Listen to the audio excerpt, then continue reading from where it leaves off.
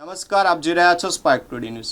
ડભોઈના પવિત્ર તીર્થ ચાણોદ ખાતે નવરાત્રિ પર્વને લઈને સાર્વજનિક ગરબાનું આયોજન કરવામાં આવ્યું હતું। આ પ્રસંગે ધારાસભ્ય શૈલેષભાઈ મહેતા તેમની ધર્મપત્ની સાથે ઉપસ્થિત રહીને મા અંબાની આરતી કરીને ભવ્યતા અનુભવી હતી।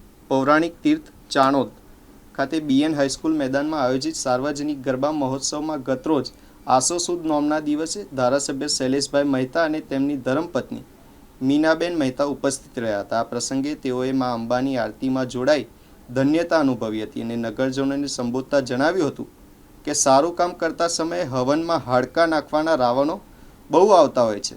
જેમ ભગવાન રામે રાવણનો વધ કર્યો હતો તેમ વિસ્તારના વિકાસ કાર્યોના રોડા નાખનારા રાવણનો વધ કરવાની શક્તિ મા અંબા આપે એવી પ્રાર્થના છે।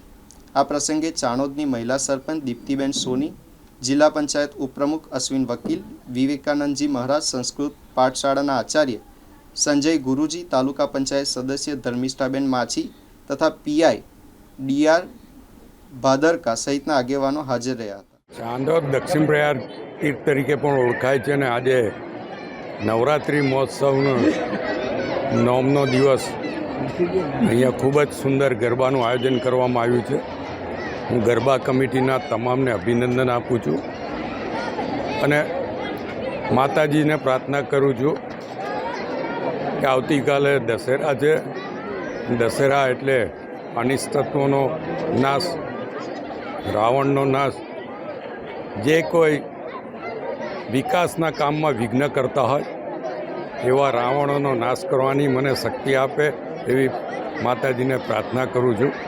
અને મેં હમણાં જ કીધું એમ કે આપણે જ્યારે પણ યજ્ઞ કરવા બેસીએ છીએ, ખાસ કરીને બ્રાહ્મણોને તો ખબર જ હોય કે તે વખતે એક શ્લોક અચૂક બોલવામાં આવે છે, સર્વબાધા પ્રસન્ન તૈલોકસ્ય અખિલેશ્વરી એવમેવ તયા કાર્યમ અસ્મદ વેરી વિનાશનમ।